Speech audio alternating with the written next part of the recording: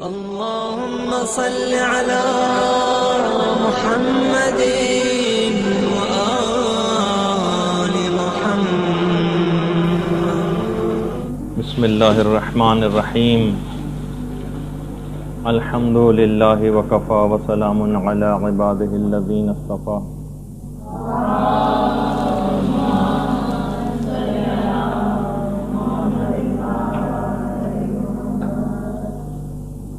تفصیلات موت کے سلسلے میں درس نمبر 24. موت کی تفصیلات بیان کرتے کرتے بات یہاں تک پہنچ چکی تھی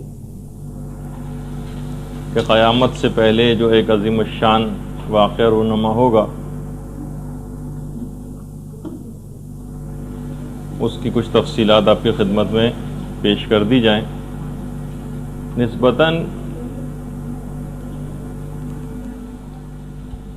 نسبتاً کچھ تفصیلات آپ کی خدمت میں عرض کی جا رہی تھیں.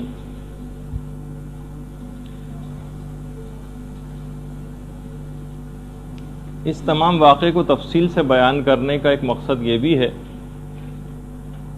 کہ بہرحال جس قدر ہم اس عظیم شخصیت کے مشتاق ہیں کہ ہماری نگاہیں ان کے دیدار سے ٹھنڈی ہوں، صرف ہم ہی نہیں، ائمہ معصومین علیہم السلام بھی. اللہم صلی علی محمد وآل محمد.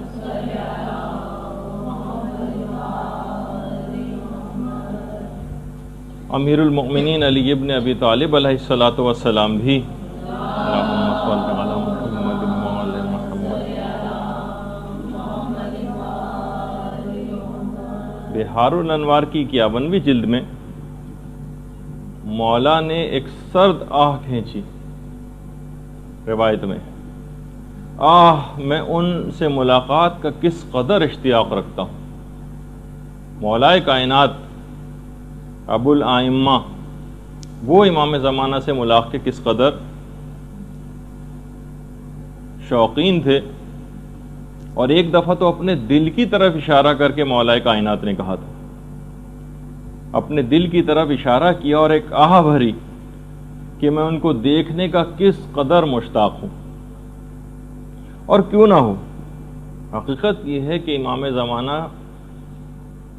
اتنی عظمت رکھنے والی شخصیت ہے کہ باقاعدہ جیسا کہ آیت اللہ مستنبت نے اپنی کتاب القطرہ کے اندر لکھا ہے کہ حضرت خضر علیہ السلام کو آپ دیکھیے کہ کتنی بڑی قدر و منزلت کے حامل ہے حضرت خضر، کہ حضرت موسیٰ جیسے نبی کی استادی کا شرف ان کو حاصل ہو رہا ہے، لیکن اتنی عظمت رکھنے کے بعد کہ موسیٰ جیسے نبی ان کی شاگردی میں جا رہے ہیں، ہم یہ دیکھتے ہیں کہ حضرت خضر حضرت حجت کے تابع اور ان کی رعیت میں سے. اس سے اس بات کا بھی اندازہ ہوتا ہے کہ حضرت حجت کی عظمت کس قدر زیادہ ہے. صرف یہی نہیں کہ حضرت حجت کی عظمت، بلکہ ان سے جو منسوب چیزیں ہیں ان کی عظمت کس قدر زیادہ ہے. امام سے منسوب جو مسجد جمکران ہے، مسجد جمکران باقاعدہ جنت الماوا کی روایت ہے کہ من صلاح، امام زمانہ نے مسجد جمکران کی باؤنڈریز کھینچی تھی نا، اور انہوں نے اس مسجد کو بنایا تھا. من صلاح فکأنما صلی فی البیت العتیق. مسجد جمکران میں نماز پڑھنے کا سبب وہی ہے جو خانہ کعبہ کے اندر نماز پڑھنے کا ہے. تو صرف یہی نہیں کہ امام زمانہ سے منسوب شخصیات بلکہ چیزیں نہ صرف امام زمانہ کی اپنی ذاتی نہیں، بلکہ ان سے منسوب جتنی چیزیں ہیں ان سب کی بھی عظمت بہت زیادہ. اس کو بند کر دیں. اسی طریقے سے مثلا مسجد سہلہ، چھٹے امام کی جو روایت ہے امام جعفر صادق علیہ السلام کی، کہ جو شخص بھی 2 رکعت نماز مسجد سہلہ میں پڑھ لے گا خدا اس کی عمر میں 2 سال کا اضافہ کر دے گا. 2 رکعت نماز پڑھنا مسجد سہلہ میں 2 سال کا عمر میں اضافہ کر دیتا ہے. اور یہ ایک ایسے امام کا ہم ذکر کر رہے ہیں جس کے لیے باقاعدہ جملہ ہے زیارتوں میں، السلام علیک یا قطب العالم، یعنی جس پر کائنات کا پورا دار و مدار ہے وہ شخصیت، اس پر ہمارا سلام۔ السلام علیک یا امام المسیح، حضرت عیسیٰ کے امام آپ پر ہمارا سلام، جو نبی خدا ہیں ان کے بھی امام زمانہ عجل اللہ تعالی فرجہ الشریف کی ذات گرامی اللہ صلی اللہ۔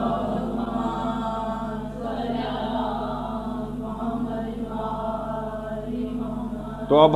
ہم سب اشخاص کی ذمہ داریوں میں سے ایک ذمہ داری ہے کہ ہمیشہ اور مستقل ان کو یاد رکھیں۔ باقاعدہ الگ سے ذمہ داریوں میں ایک چیز ہے کہ امام زمانہ کو مستقل یاد رکھا جائے۔ کچھ پاکیزہ نفوس ایسے ہیں کہ جنہوں نے باقاعدہ امام زمانہ کو اپنے خواب میں دیکھا تھا، جس میں امام زمانہ نے خود فرمایا تھا کہ تمام مومنین عزاداری سید الشہداء کی مجالس میں مصائب سننے کے بعد میرے لیے دعا ضرور کیا کریں۔ باقاعدہ حضرت حجت کا جملہ ہے کہ تمام مومنین مصائب سید الشہداء کو سننے کے بعد میرے لیے ضرور دعا کریں اور میں بھی ان کے لیے دعا کروں گا۔ مکیال المکارم میں آیت اللہ سید محمد تقی اصفہانی، انہوں نے باقاعدہ ذمہ داریوں میں سے ایک ذمہ داری قرار دیا ہے کہ مستقل ایسی مجالس اور محافل کا انعقاد آپ لوگ کیجئے کہ جس میں امام زمانہ کا تذکرہ ہو اور ان کو یاد کیا جائے۔ یہ مستقل ذمہ داریوں میں سے ایک ذمہ داری۔ حضرت حجت خود ان تمام حالات سے جو اس وقت مومنین کے ساتھ جب سے حضرت حجت غائب ہیں تب سے لے کر آج تک پیش آ رہے ہیں، مستقل سخت غمگین اور محزون ہیں۔ شیخ محمد جعفر جوادی ایک عالم گزرے، انہوں نے جب امام زمانہ علیہ السلام کو خواب میں دیکھا تھا تو باقاعدہ امام سے سوال کیا تھا کہ مولا آپ کی اس کیفیت کے متعلق انہوں نے جب سوال کیا تو امام نے ایک جملہ 2 دفعہ فرمایا، میرا دل خون خون ہے، میرا دل خون خون ہے۔ یعنی ان تمام حالات سے خود امام زمانہ شدید غمگین اور محزون ہے۔ آقا سید محمد اسماعیل شرفی ایک اور عالم گزرے ہیں، فرماتے ہیں کہ جب میں عتبات عالیہ کی زیارت سے مشرف ہوا اور حرم امام حسین علیہ السلام میں پہنچا، درود بھیج دیجئے محمد علیہ وسلم،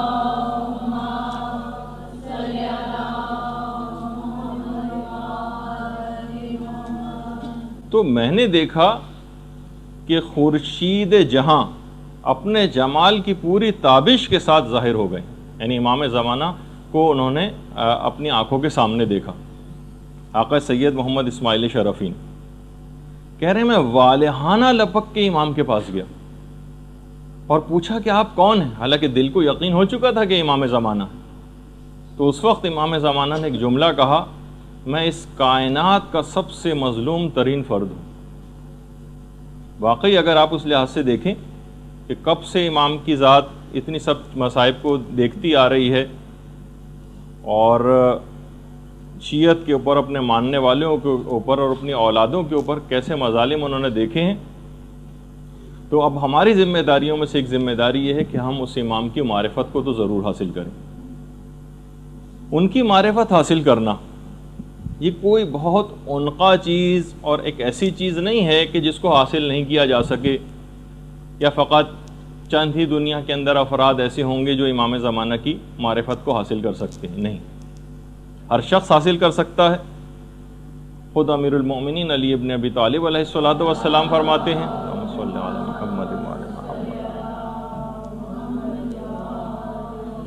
کہ جو شخص بھی جس چیز کی جستجو کرتا ہے اس کو مکمل طور پر پا لیتا ہے، یا اس کا کچھ نہ کچھ حصہ تو پا ہی لیتا ہے۔ تو معرفت امام کی جستجو کرنا مکمل حاصل نہ بھی ہو سکی تو کچھ نہ کچھ حصہ تو اس کا ضرور حاصل ہو جائے گا۔ اچھا، اس کے لیے چند اعمال ہیں۔ امام زمانہ کی معرفت کو حاصل کرنے کے لیے۔ امام کے دوسرے نائب خاص محمد ابن عثمان، ایک تو طریقہ انہوں نے بتایا ہے توجہ الیہ بالزیارہ، یعنی جو شخص بھی آپ کی زیارت جتنی دفعہ پڑھے گا، دیکھیے زیارت کیا ہے؟ امام زمانہ کے اوپر سلام، جتنی دفعہ وہ زیارت کرے گا اور امام کو سلام کرے گا، اتنی ہی دفعہ جواب سلام کے لیے حضرت حجت اس کی طرف متوجہ ہوں گے۔ یہ جو روز آپ کو زیارت پڑھنے کا حکم ہے نا، اس کا ایک فلسفہ یہ بھی ہے کہ جتنی دفعہ آپ امام کا ذکر کریں گے، جتنی دفعہ ان کو سلام کریں گے، آپ کی طرف اتنا ہی زیادہ متوجہ ہوں گے، اور جتنے زیادہ وہ آپ کی طرف متوجہ ہوں گے اتنا ہی آپ کے قلب اور باطن کے اندر پاکیزگی پیدا ہوتی چلی جائے گی، اور اتنی ہی زیادہ معرفت آپ کے اندر آتی چلی جائے گی۔ یہ ہے اس کا ایک فلسفہ کہ امام کی زیارت کو جو ہم اس طرح بے دلی کے ساتھ اور روا روی کے اندر پڑھ دیتے ہیں اور صرف الفاظ کی حد تک رہ جاتے ہیں، لیکن بہرحال ہمیں اس کے باوجود بھی ایک خاص انداز سے زیادہ ہم آگے بگڑنے بھی نہیں پاتے، لیکن اگر ہم واقعی دل سے اور معنی اور مفاہیم سے واقفیت رکھتے ہوئے ان زیارات کو پڑھیں تو یقیناً امام کی بار بار توجہ کی وجہ سے جب آپ زیارت پڑھیں گی تو اتنا ہی قلب اور باطن کے اندر صفائی پیدا ہوتی چلی جائے گی۔ اچھا، چند عبادات کے متعلق علماء نے کہا کہ اگر وہ انجام دی جائیں تو وہ حضرت حجت کی توجہ بہت زیادہ آپ کی طرف جذب ہوتی چلی جائے گی، اور آپ کے اندر ایک غیر محسوس انداز میں ایک تبدیلی آتی چلی جائے گی۔ 3 عبادات تو بالکل واضح ہیں جن کے متعلق امام نے فرمایا: نافلہ شب، نماز شب کا پڑھنا۔ جو جتنا زیادہ نماز شب کا پابند ہوتا چلا جائے گا، خود بخود امام زمانہ کی ذات گرامی اس کی طرف متوجہ ہوتی چلی جائے گی، اتنی ہی زیادہ ان کی توجہات آپ کی طرف جذب ہوں گی۔ دوسری چیز زیارت جامعہ۔ زیارت جامعہ ایک ایسی چیز ہے کہ یہ بھی امام زمانہ کی توجہ کو آپ کی جانب جذب کرے گی۔ اور تیسری چیز ہے عبادت زیارت عاشورہ۔ محدث نوری نے جو پورا واقعہ جو بہت مشہور ہے، جسے میں ابھی پڑھنا نہیں چاہ رہا کیونکہ آپ لوگوں نے بہت دفعہ سنا ہوا بھی ہے، کتابوں میں بھی پڑھا ہوا ہے، سید رشتی کا۔ سید رشتی کا جو واقعہ ہے اس کے اندر امام نے 3 دفعہ ان تینوں عبادات کا خاص طور پر ذکر کیا تھا: نافلہ نافلہ نافلہ، یعنی تمہارے لیے لازم ہے کہ تم نماز شب پڑھو، جامعہ جامعہ جامعہ، تمہارے لیے ضروری ہے کہ زیارت جامعہ پڑھو، عاشورہ عاشورہ عاشورہ، تمہارے لیے لازمی ہے کہ تم زیارت عاشورہ پڑھا کرو۔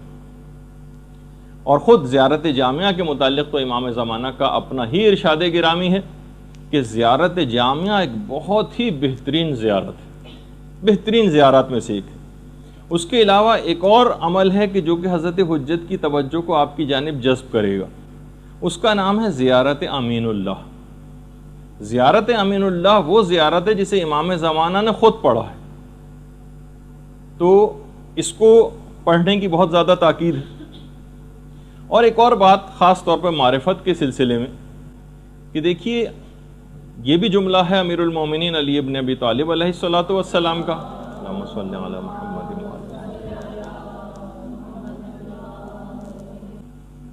باقاعدہ شرح غرر الحکم میں روایت ہے امیر المومنین سے کہ بلند ترین مقامات پر فقط اپنی عادات پر قابو پا کر ہی پہنچا جا سکتا ہے۔ ہم دیکھتے ہیں کہ ہماری بہت ساری عادات، سستی اور کاہلی، اور خاص طور پر جو سب سے بری عادت جو ہم سب کے اندر موجود ہے، چند ایک مستثنیات کو چھوڑ کر، وہ ہے غفلت۔ علماء نے کہا کہ ہر چیز کو بہت سرسری طور پر لینا، ہر عذاب ہم نے سن لیے تمام گناہوں کے، کوئی ہم پر اثر ہوتے دیکھنے میں نہیں آ رہا۔ جو کہ پچھلی دفعہ بھی روایت میں نے بیان کی آخری زمانے کی نشانیوں میں سے کہ امام نے فرمایا تھا کہ نشانیاں مسلسل پوری ہو رہی ہوں گی لیکن کوئی ان سے اثر لینے والا نہ ہوگا، کسی کے کان پر جو نہیں رہیں گی۔ اگر آپ خود بھی دیکھیں، مسلسل آج ہمارا 4تھا ہفتہ ہے اس متعلق بیان کرتے ہوئے کتنی نشانیاں آپ سن چکی ہیں، کتنا دل کو یقین آ چکا ہے کہ امام زمانہ کا ظہور کس قدر قریب ہے، ساری تقریباً نشانیاں پوری ہوتی جا رہی ہیں، اور اس کے باوجود ان 4 ہفتوں کے اندر کون سی عمل میں تبدیلی آئی، یہ آپ اپنے طور پر دیکھیے گا۔ سب سے بڑی جو بری عادت ہے ہماری وہ ہے غفلت، اور مولا نے فرمایا کہ بلند مقامات پر فقط اور فقط اپنی عادات، بری عادات کے اوپر غلبہ پا کر ہی پہنچا جا سکتا۔ تو معرفت اسی وقت حاصل ہو سکے گی کہ جب ہم اپنی ان بری عادات کو، مثلا بہت زیادہ سونے کی عادت، بہت زیادہ باتیں کرنے کی عادت، بہت زیادہ چیزوں کو سرسری لینے کی عادت، کسی چیز کو کوئی گویا اہمیت ہی نہیں دینی، کتنی بھی باتیں سنتے چلے جائیں، کتنی بھی احادیث کان کے اندر پڑھتی چلی جائیں، تو لیکن اس میں بھی سب سے بری عادت جو ہے وہ اس غفلت ہے۔ تو بہرحال یہ دیکھنا پڑے گا کہ ہم کیا ہیں، ہمارا ہدف اور ہمارا مقصد زندگی کیا ہے، یہ آپ کو طے کرنا پڑے گا۔ ایک بہت ہی اہم ترین چیز ہے، اور اپنے آپ کو ہمیشہ اس کے اندر آپ کو دیکھنا پڑے گا کہ آپ آخر زندگی میں آپ کو کرنا کیا ہے، آپ کا ہدف زندگی کیا ہے۔ اس غفلت کی زندگی سے باہر نکلنا پڑے گا، ایک ہدف زندگی طے کیجئے اور اس کے لیے دن اور رات ایک کر دیجئے، پھر آپ کو معرفت کا کوئی درجہ حاصل ہو سکے گا۔ اچھا، اسی طریقے سے ابھی جو بار بار اس بات کا ذکر ہوا کہ جناب دعا کیجئے حضرت حجت کے لیے، وہ بھی آپ کے لیے دعا کریں گے، خود ان کی فرمائش ہے کہ میرے لیے دعا کیا کرو۔ اس کے باوجود ہم دیکھتے ہیں کہ ہماری دعائیں قبول نہیں ہوتی۔ کتنے مومنین دعا کر رہے ہیں، لیکن دعا ہے کہ قبول ہونے میں نہیں آتی، ظہور کے سلسلے میں بھی، اور ہم جو عام زندگی میں لوگوں کا ایک طریقہ کار ہے اس میں بھی لوگ شکایتیں کرتے نظر آتے ہیں کہ ہمارا عمل انجام دے رہے ہیں لیکن کوئی دعا ہماری قبول نہیں ہوتی۔ دیکھیے، ہمارے استاد نے ایک دفعہ ایک روایت پڑھی تھی، آج سے تقریباً 15 سال پہلے، کتاب کیفر کردار کے حوالے سے۔ فرما یہ رہے تھے کہ دیکھیے، 2 ٹانگوں والا جو آدمی ہوتا ہے وہ ایک ٹانگ والے کو دیکھ کر خدا کا شکر ادا کرتا ہے، اور ایک ٹانگ والا جو ہوتا ہے، یہ بھی روایت نہیں ہے تو خود بیان کر رہے تھے، وہ جس کی دونوں ٹانگیں نہیں ہوتی ان کو دیکھ کر خدا کا شکر ادا کرتا ہے۔ تو کائنات کی جتنی بھی موجودات ہیں ان سب نے خدا کا ایک شکر ادا کیا، کتے نے بھی خدا کا شکر ادا کیا، پروردگار تیرا لاکھ لاکھ شکر ہے کہ تو نے مجھے کتا بنایا۔ اب کتے سے اگر سوال کیا جائے کہ تم کس بات کا شکر ادا کر رہے ہو، تم سے زیادہ نہ تو کوئی نجس ہے، نہ تم سے زیادہ بدتر کوئی جانور ہے، تو کتے نے کہا ہاں، میں خدا کا شکر ادا کر رہا ہوں کہ اس نے مجھے کتا بنایا ہے، سور نہیں بنایا۔ سور نے بھی خدا کا شکر ادا کیا، یا پروردگار تیرا لاکھ لاکھ شکر ہے جعلنی خنزیرا، کہ تو نے مجھے خنزیر بنایا۔ بھائی، تم کو شکر ادا کرنے کی کیا ضرورت ہے؟ تم تو سب سے کتے سے بھی زیادہ بدتر ہو، نجس العین ہو، ہر رطوبت تمہاری نجس ہے، ساری فقہ کی کتابیں تمہاری ایک لحاظ سے مذمت میں نجاست کے ذکر سے بھری ہوئی ہیں، تم کس بات کا شکر ادا کر رہے ہو؟ تو خنزیر نے بھی کہا میں اس بات کا شکر ادا کر رہا ہوں کہ پروردگار نے مجھے خنزیر بنایا ہے، بے نمازی نہیں بنایا۔ اس سے آپ اندازہ لگائیے۔ تو اب وہ روایت ہمارے استاد نے پیش کی تھی کہ دیکھیے، کچھ گروہ ایسے ہیں کہ جو جس جگہ پر موجود ہوں وہاں دعا کبھی قبول نہیں ہوتی۔ ان میں ایک روایت ہے کہ جس گھر میں کتا موجود ہو وہاں رحمت کے فرشتے نہیں آتے، رحمت کے فرشتے نہیں آتے تو دعا کی قبولیت بھی نہیں ہوتی۔ جس گھر میں کتا ہو، اور جس گھر میں کتے سے بھی بدتر سور ہو، وہاں پہ بھی رحمت کے فرشتے نہیں آئیں گے اور دعا قبول نہیں ہوگی۔ اور جس گھر میں خنزیر سے بھی بدتر بے نمازی موجود ہو یا گنڈے دار نماز پڑھنے والے ہوں، وہاں پر بھی یعنی ان تمام اعمال جو انجام دیے جاتے ہیں، دعائے کمیل پڑھی جا رہی ہے اور زیارتیں پڑھی جا رہی ہیں، رحمت کے فرشتے خدا کی طرف سے آتے ہیں، لیکن ہر طرف سے اس گھر کے دروازے اپنے لیے بند پاتے ہیں، وہاں منڈلاتے ہیں آس پاس اور پھر وہاں سے واپس چلے جاتے ہیں۔ پروردگار کی رحمت آتی ہے، لیکن کچھ وجوہات ایسی ہیں، کچھ گروہ، جن میں سے ایک گروہ بے نمازیوں کا بھی، کہ جب کتے کی وجہ سے رحمت کے فرشتے نہیں آتے تو اس سے بھی بدتر خنزیر ہے، اور خنزیر سے بھی بدتر بے نمازی۔ تو کوشش کریں گے گھر میں ایسے افراد، دوسرے الفاظ میں معاشرے کے اندر تبدیلی یا امام اس وقت آئیں گے جب آپ اتنے افراد تو پیدا کر لیں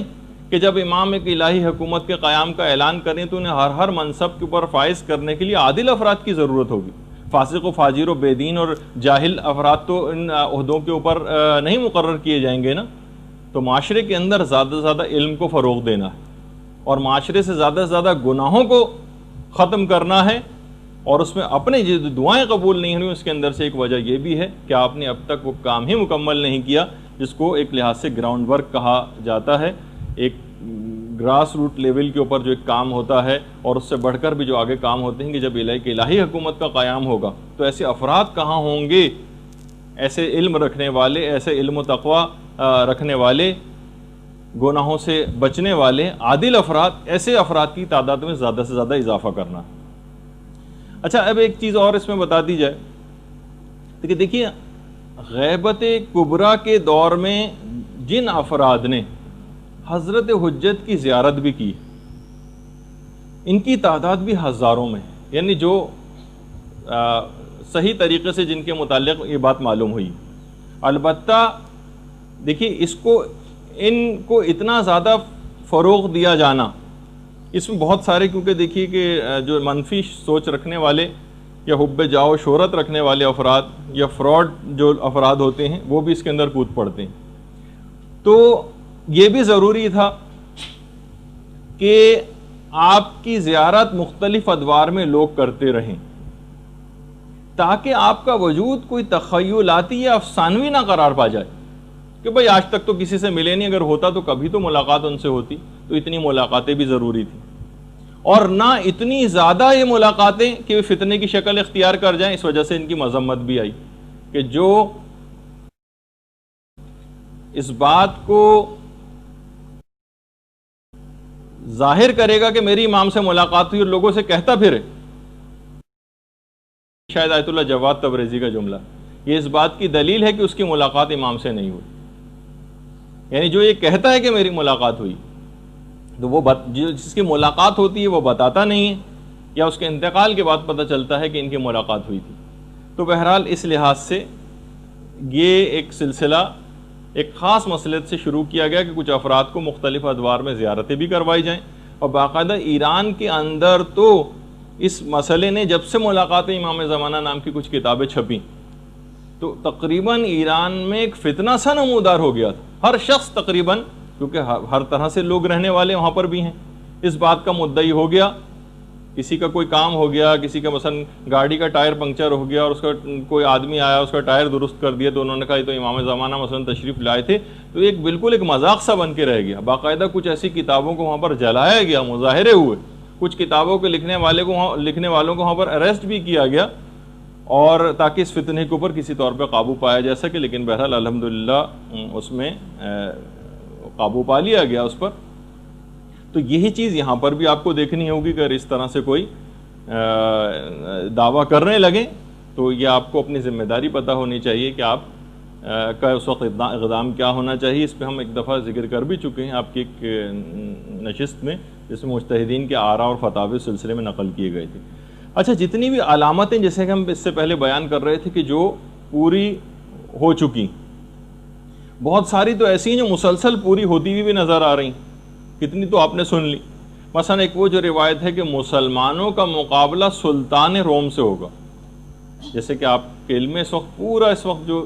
سلطان روم یعنی امریکہ کس طرح سے پورے مسلمانوں کے خلاف اس نے ایک فوج کشی کا ایک سلسلہ شروع کر رکھا ہے. تو مسلمانوں کا مقابلہ سلطان روم سے ہوگا. یہ بھی روایات میں کہ حاکم حجاز حاکم بغداد کو اکسائے گا کہ وہ میرے بیٹے کے ملک پر حملہ کریں، جبکہ میرا بیٹا اس وقت حاکم خراسان ہوگا.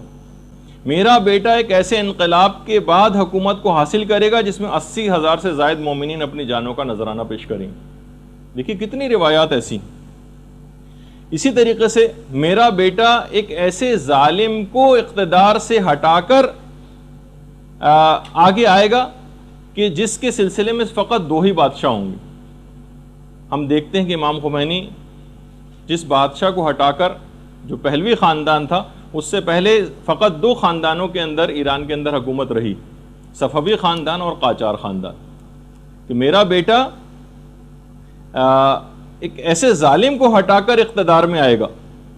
کہ جس کے سلسلے میں فقط 2 بادشاہ ہوں گے، یعنی 2 خاندانوں میں بادشاہت رہے گی۔ حاکم حجاز میں سلسلہ بادشاہت بھائیوں میں چلے گا، جو کہ ہم کو اس وقت نظر بھی آ رہا۔ جب بھی آخری زمانے کے لیے اپنے ایمان کو بچانے کے لیے کتنی دعاؤں کی تاکید آئی ہے جو آپ سنتی رہتی، اپنی حفاظت ایمان کی دعا کرتے رہنا۔ پیغمبر اسلام ختمی مرتبہ صلی اللہ علیہ وآلہ وسلم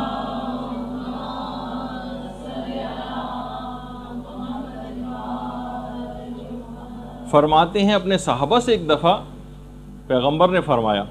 کیا تم کو پتا ہے کہ سب سے زیادہ قابل تعجب ایمان کس شخص کا ہے؟ کچھ صحابہ نے کہا یا رسول اللہ ملائکہ کا ایمان۔ پیغمبر نے کہا نہیں، وہ تو بہرحال اللہ کی ایک معصوم مخلوق ہیں، ان کے ایمان پر تو کوئی تعجب کی بات نہیں۔ لوگوں نے کہا یا رسول اللہ انبیاء کا ایمان۔ پیغمبر اسلام نے کہا نہیں، انبیاء بھی خدا کی معصوم ہستیاں ہیں اور ان کا ایمان کوئی قابل تعجب ایمان نہیں۔ کہا کہ اچھا یا رسول اللہ ہمارا ایمان؟ کہا کہ نہیں، تم تو میرے سامنے موجود ہو، تم مجھے دیکھ بھی رہے ہو، تمہارا ایمان بھی قابل تعجب نہیں۔ کہا کہ یا رسول اللہ پھر آپ ہی فرمائیے کہ کون سے ایسے افراد ہیں جن کا ایمان سب سے زیادہ قابل تعجب ہے؟ کہا آخری زمانے میں آنے والے ان مومنین کا جنہوں نے نہ مجھے دیکھا ہوگا نہ میری اولاد کو، اور میرے آخری فرزند پر ان کا اعتقاد اتنا زیادہ مضبوط ہوگا کہ پہاڑ ٹل جائیں گے مگر ان کا ایمان ختم نہیں ہوگا، اور وہ سفیدی پر سیاہی کو دیکھ کر ایمان لائیں گے، جس کے متعلق علماء نے کہا کہ یعنی امام کو انہوں نے دیکھا نہیں ہوگا لیکن سفیدی پر سیاہی یعنی کاغذ کے اوپر لکھی ہوئی حدیثوں کو پڑھ کر کتابوں کے اندر ایمان لائیں گے۔ تو اس سے آپ اندازہ لگائی کہ بہرحال پیغمبر اسلام نے آخری زمانے میں، ہم ایسے نہیں کہ صرف فقط ہماری مذمت ہی ہوتی رہے، ایمان کے اوپر جو ثابت قدم رہیں گے اور امام کے اوپر مضبوط اپنے اعتقاد کو رکھیں گے، پیغمبر اسلام نے کہا کہ ان لوگوں کا ایمان بہت زیادہ قابل تعجب ہے، جنہوں نے کچھ بھی تو نہیں دیکھا، نہ اماموں کو دیکھا، اور اتنے صدی سے زائد عرصہ گزر گیا اور ہم ہزاروں سال گزر گئے، کئی صدیاں گزر گئیں، لیکن ہم نے تو کسی بھی معصوم ہستی کو اپنی آنکھوں سے نہیں دیکھا، اس کے باوجود ثابت قدمی کے ساتھ رسول کے آخری فرزند پر ایمان رکھنا یہ قابل تعجب بات ہے۔ ایک دفعہ پیغمبر اسلام نے یہ بھی جملہ ارشاد فرمایا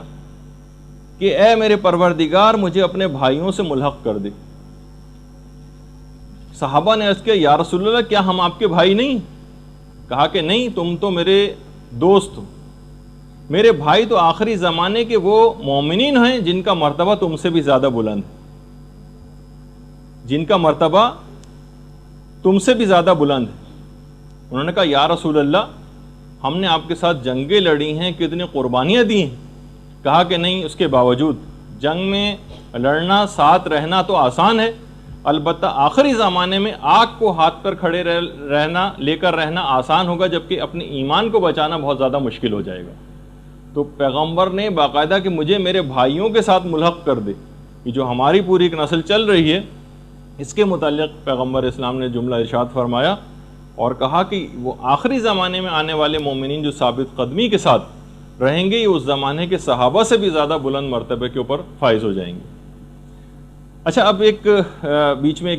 اس لحاظ سے ایک بات آ گئی کہ مزید تفصیل میں اس سے پہلے ہی جائیں، کچھ ایک آدھ چھوٹے چھوٹے سوالات تھے آپ لوگوں کے، جو وہ بیچ میں بس اس کو 2-1 منٹ میں فارغ کر کے پھر اپنے موضوع پر۔ ایک تو یہ پوچھا گیا تھا کہ جناب یہ جو انتینا والی جو روایت آپ نے سنائی تھی، اس کا حوالہ کیا ہے؟ اس میں نے خیر حوالہ بھی بتایا تھا اس وقت، لیکن بہرحال جو کتاب کا نام ہے التشریف بالمنن المعروف بالملاحم والفتن، کتاب کا نام ہے التشریف بالمنن المعروف بالملاحم والفتن، سید ابن طاؤس کی لکھی ہوئی کتاب ہے، اس کے اندر وہ روایت موجود ہے۔ اسی طریقے سے یہ بھی پوچھا گیا کہ وہ جو اوتاد و ابدال، نجبا اور اخیار اور صالحین کے متعلق جو روایت بیان ہوئی تھی کہ ہر زمانے میں ہوتے ہیں اور امام کے ساتھ بھی ہیں، اس کا ریفرنس کیا ہے؟ تو اس میں بھی شیخ ابراہیم عاملی کفمی، جنہوں نے اپنی کتاب مصباح کے اندر اس روایت کو نقل کیا۔ اچھا، اتنا بتا دوں کہ دیکھیے مصباح کتاب ویسے بہت ساری ہیں، صرف مصباح کے نام کی جو کتاب ہے وہ شیخ کفمی کی کتاب ہے، اور اس کے علاوہ مصباح الزائر کے نام سے ایک اور کتاب ہے سید ابن طاؤس کی کتاب مصباح الزائر۔ اچھا، اسی کے علاوہ شیخ طوسی کی ایک اور کتاب بھی مصباح المتہجد جس کا نام ہے۔ تو بہرحال اس نام سے مختلف کتابیں، لیکن فقط جو مصباح کتاب ہے وہ شیخ کفمی کی، جس کے اندر یہ والی روایت ہے۔ پھر وہ ایک سوال تھا کہ اس کا حوالہ بھی بتا دیجیے، اینما تکونوا یات بکم اللہ جمیعا، فاستبقوا الخیرات، نیکیوں میں سبقت کرو، تم ادھر ادھر بھی دنیا میں کہیں بھی موجود ہوں گے تو خدا ایک جگہ پر جمع کر دے گا۔ وہ بھی سورہ بقرہ کی آیت نمبر 148۔ یہ ایک دو چیزیں آپ لوگوں کی رہ گئی تھیں تو میں نے سوچا کہ اس کو بیچ ہی میں اس میں جواب دے دیا جائے، کبھی آخر میں چیز پھر رہ جائیں۔ اچھا، اب ایک سوال یہ بھی تھا، خیر ابھی اس کی تفصیل آگے چل کر آئے گی، ایک ہر دفعہ جب بھی امام زمانہ کے متعلق گفتگو ہوتی ایک چیز ضرور ضرور ہر جگہ پوچھی جاتی علماء سے، کہیں کوئی بھی اس موضوع پر خطاب کرے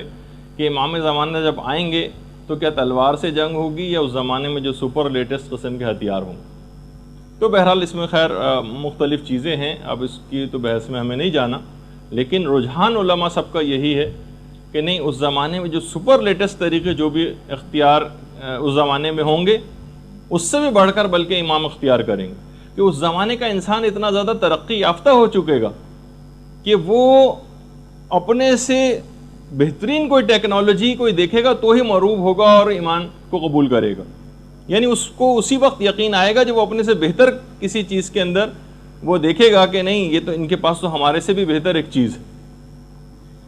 بلکہ علماء کا کہنا ہے کہ پہلے زمانوں کی نسبت آج کل کے دور میں تو ظہور امام زیادہ سے زیادہ سمجھ میں آ رہا ہے کہ واقعی آج کے دور میں اگر ظہور امام ہو جائے، باقاعدہ ہمارے استادی سے ایک دفعہ ہم سب لوگ بیٹھے پوچھ رہے تھے تو انہوں نے یہ جملہ کہا تھا کہ آج کل کے دور میں زیادہ ظہور آسان ہے، پہلے زمانے میں تو جناب یہ تھا تلوار کا دور تھا اور معجزات تو اگر دکھاتے تو امام ایک الگ بات ہوتی، لیکن آج ہم دیکھتے ہیں کہ پورا کا پورا کمپیوٹرائز دور ہے۔ اگر بالفرض آج کمپیوٹر کوئی وائرس ایسا آ جائے جو پوری دنیا کے کمپیوٹر وائرس سے ایک دوسرے سے کنیکٹڈ ہیں اور سب سارے کے سارے جیم ہو جائیں تو سارا، یعنی اس وقت پورا سسٹم جتنا بھی الیکٹریسٹی کا اور مواصلات کا اور سب چیزوں کا، وہ پورے کا پورا ان تمام جو بڑی طاقتیں ان کا پورا سسٹم اس کے اوپر چل رہا ہے۔ آج یہ کوئی بھی، آج ہم دیکھتے ہیں کہ ناسا کی ویب سائٹس کے اندر اکثر جو بچے ہیں وہ تک کچھ ایسے پروگرامز بنا کے وہاں پر گھس گئے اور کتنی اس پہ فلمیں بھی بنائی گئیں کہ میزائل تک فائر ہونے والے تھے اور انہوں نے کمپیوٹر کے پروگرام کے ذریعے وہاں تک اپروچ کر لیا۔ تو آج تو ایک معمولی سا ایک سافٹ ویئر اور پروگرام کوئی اتنا کوئی ذہین شخص ہو اور وہ اگر اس کو بنا لے اور اس کو لانچ کر دے تو یہ ساری طاقتیں جو ہیں وہ بالکل بیکار ہو کر رہ جائیں گی۔ تو آج کل کے دور میں تو یہ چیز زیادہ سمجھ میں آ رہی ہے۔ تو امام انہی طریقہ کار کو اختیار کر کے ان بڑی طاقتوں کو قابو بھی کریں گے، اور تفصیل اپنے مقام پر آئے گی، لیکن آج اتنا وقت نہیں کیونکہ آج ہمیں ہر صورت میں اپنے اس موضوع کو مکمل کر لینا ہے۔ اچھا، اب امام جب تشریف لے آئیں گے اور جتنی تفصیلات ہم نے بیان کی تو اس کے بعد یہ ہے کہ امام کچھ ایسی اصلاحات کریں گے، ایک ریفارمز ہوں گی پوری دنیا کے اندر، خاص طور پر اس کا آغاز کریں گے مکے سے۔ ایک تو مسجد الحرام کی جو حضرت ابراہیم کے دور میں جو حدود مقرر تھیں، جس کی پوری تفصیلات ہیں کہ حضرت ابراہیم کے دور میں حضرت ابراہیم نے کیا مقرر کی تھی، وہ ملا یا حضر الفقیم شیخ صدوق نے لکھی، ہم وہ تو ابھی بیان نہیں کر رہے، لیکن بہرحال یہ کہ مقام طواف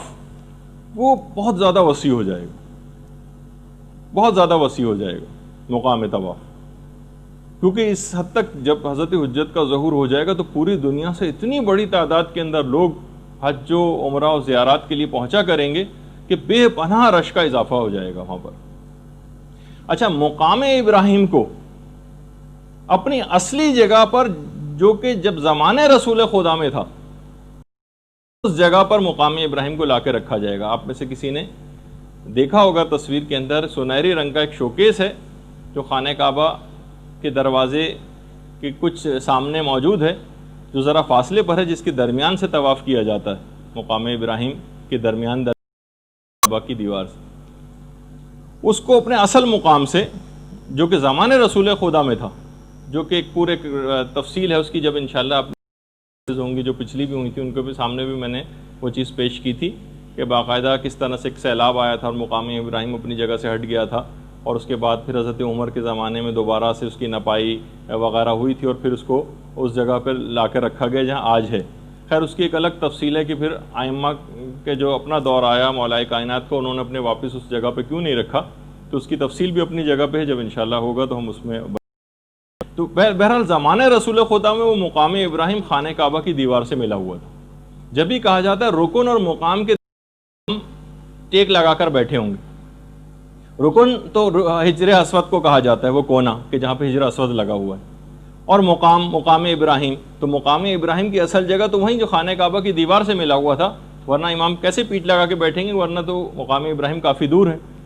تو بہرحال اس زمانے میں امام ایک تو مسجد الحرام کی وہ پرانی سابقہ حدود پہ اس کو لے کر جائیں گے، اور اس کے علاوہ اپنی اصل جگہ پر خانہ کعبہ کے ساتھ ملا کر رکھیں گے۔ رش اتنا زیادہ ہو جائے گا طواف کرنے والوں کہ امام زمانہ کی طرف سے حکم آ جائے گا کہ مستحب طواف کرنے والوں پر پابندی، فقط اور فقط حج کے ایام میں طور پر یہ بات ہوگی جب اتنا زیادہ رش ہوگا کہ ظاہر ہے کہ جو واجب طواف کرنے والے ہیں کہیں اس سے رہ نہ جائیں، تو مستحب طواف کرنے کے اوپر پابندی لگا دی جائے گی۔ اسی طریقے سے جتنی بھی تفاسیر ہیں اس میں سے تفاسیر بالرائے یہ نکال دی جائیں گی، ان کو نکال کے پھینکا جائے گا تمام تفاسیر میں سے،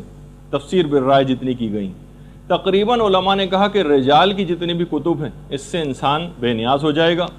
تمام قیاسی مسائل دفن ہو جائیں گے، فلسفے کے جتنے بھی فضول مباحث ہیں وہ سب ختم ہو کے رہ جائیں گے، اور تہذیب و ثقافت کے نام پر جو ایک مادر پدر آزادی کا جو تصور ہے یہ بھی امام زمانہ کی آمد کے بعد بالکل ختم ہو جائے گا۔ جتنے مسالک ہیں مسلک یہ سارے ختم ہو جائیں گے، اور سب کے سب لوگ مومن کہلائیں گے۔ اچھا اس زمانے میں جو ایک پوری کہ ہوگا کیا امام کے دور میں، جو افراد بے گھر ہوں گے ان کے متعلق یہ ہے کہ باقاعدہ امام کی طرف سے ایک اجازت عام ہوگی، جس کو جہاں جگہ ملے وہ قوانین کا احترام کرتے ہوئے اس جگہ پہ اپنے مکان کو بنا لے، اور جو مکان بنانے کی طاقت نہیں رکھتا ہوگا اس کے متعلق پھر یہ ہے کہ امام کی جو حکومت اسلامی ہوگی، عالمی حکومت، وہ خود ایسے افراد کو مکان بنا کر مہیا کرے گی۔ اس زمانے کے متعلق یہ ملتا ہے کہ قیمتیں جو ہیں مکانات کی، خاص طور پہ وہ افراد کی جنہوں نے انویسٹمنٹ کے لحاظ سے مکانات کو خرید رکھا ہے، تو اس زمانے میں قیمتیں مکانات کی بہت زیادہ کم ہو جائیں گی، سوائے کوفے کے مکانات کی کہ اس کی سے ایک الگ حیثیت ہوگی تو اس کی تو قیمت زیادہ ہوگی، لیکن جو اور جگہوں کے اوپر مکانات ہیں تو کیونکہ قیمتیں اسی وجہ سے جاتی، تو جب ہر شخص کو حکومت کی طرف سے گھر ملے گا، عالمی حکومت کی طرف سے، اسلامی حکومت کی طرف سے، تو پھر خود بخود ان مکانات کی قیمتیں کم ہوتی چلی جائیں گی، لوگوں کے دلوں سے کینہ نکل جائے گا امام کی حکومت کے آنے کے بعد، اور ہر طرف فقط اور فقط خیر ہی خیر ہوگا۔ یہ بھی تفصیل ہے روایات میں کہ سڑکوں اور گلیوں میں جتنی بھی کھڑکیاں کھلتی ہیں گھروں کی ان کو بھی بند کر دیا جائے گا، سڑکوں اور گلیوں کی طرف جو کھڑکیاں کھلتی ہیں ان کو بند کر دیا جائے گا، اور جتنے بھی روڈز ہیں یہ تقریباً ہر روڈ جو مین روڈز ہوں گی وہ 120 فٹ چوڑی کر دی جائیں گی، اور گلیوں کے اندر جتنی بھی رکاوٹیں اور ڈنڈے کھڑے کیے جاتے ہیں ان سب کو بھی ہٹا دیا جائے گا۔ اچھا اسی طریقے سے روایات میں یہ بھی ہے، اس کو ہم ظاہر ہے کہ اپنے الفاظ میں بیان کر رہے ہیں، کہ سڑکوں پر کھلنے والے جتنے گٹر ہیں یہ ان کو بھی بند کیا جائے گا۔ بہار الانوار کی 52ویں جلد کے اندر پوری ایسی اصلاحات کا بھی تذکرہ کیا گیا ہے۔ پانچویں امام محمد باقر علیہ الصلوۃ والسلام فرماتے ہیں کہ جس نے بھی ظہور امام کو پا لیا، جس نے بھی ظہور امام کو پا لیا، جو بیمار ہوگا وہ تندرست ہو جائے گا، جو کمزور ہوگا وہ طاقتور ہو جائے گا۔ ابھی بیمار تندرست کیسے ہوگا یہ آگے چل کے بات آنے والی، کمزور طاقتور ہو جائے گا۔ اسی طریقے سے امام علوم کو ظاہر کریں گے، یہ ہے کہ 27 جو علوم ہیں یعنی اب تک ان 70 میں سے فقط 2% علوم جو ہیں یہ لوگوں کے سامنے آئے. ابھی جو 25 جو ریمیننگ ہیں یہ امام زمانہ کی آمد کے بعد امام ظاہر کر ان 25 حصے علوم کے، یعنی علوم کے جو 27 حصے ہیں حضرت آدم سے لے کر اب تک دنیا میں فقط 2 حصے تقسیم کیے گئے. 25 حصوں کو امام خود آ کر ظاہر کریں گے. جب 25 کو امام خود آ کر ظاہر کریں گے تو اتنی زیادہ جینیٹک انجینئرنگ کے اندر دنیا ایک کمال پر جائے گی، جس پہ اب ہم کلوننگ کے لحاظ سے صرف بات کرتے ہیں خالی، ورنہ جینیٹک انجینئرنگ کے اوپر جتنا کام ہو رہا ہے اب یہ لگتا ہے کہ جو ہر تقریباً جو بیماری اس کی جو کوڈنگ اور ڈی کوڈنگ کا مسئلہ ہے وہ سب کے سب پتہ چل جائیں گے تو دنیا سے بیماریوں کا خاتمہ ہو جائے گا. جینیٹک انجینئرنگ ایک بڑے کمال کے اوپر پہنچ جائے گی تو بیماریاں بھی خود بخود ختم ہو جائیں گی. اسی طریقے سے امام کے دور میں جتنے بھی فیصلے ہوں گے عدالتوں کے تمام کے تمام بلا گواہی ہوں گے. امام اپنے علم سے فیصلہ کریں گے اور بالکل جس طریقے سے حضرت خضر کے فیصلے ہیں، جس طریقے سے مثلا حضرت داؤد سلیمان کے فیصلے ہیں کہ وہ بھی بغیر گواہی کے فیصلے کیا کرتے تھے اپنے علم نبوت سے، اس کے ذریعے امام بھی فیصلے کریں گے. فیصلے کرنے کے لیے شہادتوں کا انتظار نہیں کریں گے کہ کچھ گواہ لائے جائیں اور اس کے بعد پھر جو ظاہری قوانین ہیں ان کے مطابق عمل کرتے ہوئے، نہیں، انتظار نہیں ہوگا. اچھا، اب ایک سوال یہ ہوتا ہے کہ چلیں امام کے پاس اگر فیصلے آئیں تو امام تو علم امامت سے فیصلے کر لیں گے، تو پوری دنیا کے جتنے اس کے سارے فیصلے امام بنفس نفیس کیا کریں گے؟ نہیں، امام کے اور نمائندے بھی تو ہوں گے نا. تو آخر پھر یہ کس طرح سے ہوگا؟ وہ کس طرح سے بغیر گواہی کے فیصلے کیا کریں گے؟ تو یہ بھی ہے روایات کے اندر باقاعدہ غیبت نعمانی میں روایت ہے، چھٹے سے بھی یہ بات پوچھی گئی. تو امام نے کہا کہ دیکھو کہ ہر علاقے کا ایک گورنر ہوگا. جب اس کے پاس معاملات جائیں گے تو روایت میں ہے کہ اس علاقے کے گورنر کے پاس اس کے تمام معاملات اس کے دست میں ہوں گے، اس کے کف دست میں. یعنی جب بھی کوئی معاملے کا وہ مبہم پائے گا تو وہ اپنی ہتھیلی لکھ لے گا، اس میں حقیقت لکھی ہوئی نظر آ جائے گی. اب اس میں کئی احتمالات علماء نے نقل کی کہ آخر بنفس نفیس ان کی ذات گرامی اگر وہ فیصلے کرتی تو بات سمجھ میں آتی، لیکن پوری دنیا کے ہر معاملے کو تو امام نہیں نمٹائیں گے، ہر مقدمے کو. تو کچھ علماء نے کہا کہ اگر جو ان کے ہر علاقے کا جو ایک نمائندہ امام کا ہوگا اس کے معاملات اس کے کف دست میں ہوں گے، اور جب کسی معاملے کو مبہم پائے گا وہ اپنی ہتھیلی کو دیکھے گا اور اس کے بعد پھر اس کو وہ امر واضح ہو جائے گا. اب علماء نے کہا کئی احتمالات ہیں. پہلا احتمال تو یہ ہے کہ ہو سکتا ہے یہ سب باتیں بطور اعجاز ہوں، معجزے کے طور پر ایسی قوت عطا کر دی جائے امام کے ان نمائندگان کو. دوسرا علماء نے کہا ہو سکتا ہے، اب ہم قیاس آرائی کر سکتے ہیں، ہو سکتا ہے انٹرنیٹ کی طرح سے ہدایات کا یا رابطے کا وہ ذریعہ امام سے ہو، کوئی بھی جدید طریقہ. اور اب تو یہ چیز زیادہ نظر آنے لگی. پہلے تو جناب لیپ ٹاپ ہوتے تھے، اب پام ٹاپ بھی آ گئے، یعنی جو سمجھے صرف ہتھیلی کے اندر، یا آپ یہ میسیجنگ سسٹم جو آپ کے پاس موبائلوں کے اندر ہے، موبائل فونز کے اندر، اس کے اندر بھی یہی بات ہوتی کہ سیلولر فونز جو ہیں ان کے طرز پر کوئی چیز ہو، یا ہو سکتا ہے اس سے بھی لیٹسٹ کوئی چیز ہو جو ہماری سمجھ میں نہیں آ رہی. اور یہ بھی روایات کے اندر ہے، مخطوطہ ابن حماد کے اندر روایت ہے کہ خود پیغمبر اسلام سے مروی روایت ہے کہ ظہور امام کے بعد لوگ اپنے مردوں کی خواہش کریں گے، کاش آج ہمارے جو مردہ ہیں وہ آج زندہ ہوتے تو اس زمانے کو دیکھ کتنی خوشحالی اور کتنی نعمتوں کے ساتھ امام کے ساتھ زندگی گزار رہے ہیں. لیکن اس کے بعد ان کی وہ دعا اور خواہش بھی قبول ہوگی، اور پھر رجت کا ابھی جس کے ہم ابھی آگے لے ہیں. اچھا، اتنا اور بتا دیا جائے، اس کی بھی تفصیل علماء نے بتائی کہ حضرت موسیٰ کا جو عصا ہے نا، یہ اصل میں جنت کا ایک درخت ہے، آس، اس کی ایک شاخ ہے، اس کی شاخ ہے، جنت کا درخت ہے آس، الف آ اور سین. حضرت جبریل نے مدین میں جب حضرت موسیٰ پہنچے تھے اس وقت ان کو یہ لا کر دیا تھا. اور پانچویں امام یہ بات بیان فرماتے ہیں کہ سب سے پہلے اس عصا کو حضرت آدم، جو حضرت موسیٰ کا عصا تھا نا، پہلے حضرت آدم کے پاس تھا، اور اس کے بعد ان کے پاس سے ہوتا ہوتا ہوتا حضرت موسیٰ کے پاس آیا، اور اس کے بعد پیغمبر اسلام تک پہنچا، اور اس کے بعد امام فرماتے ہیں کہ پیغمبر اسلام کی وساطت سے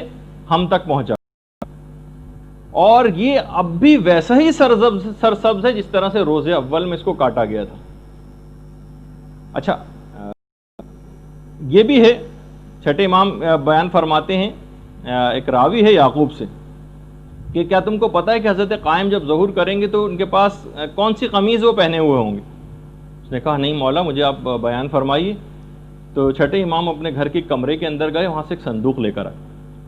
اور صندوق کو چھٹے امام نے کھولا تو اس کے اندر سے پیغمبر اسلام کی قمیض وہ نکالی۔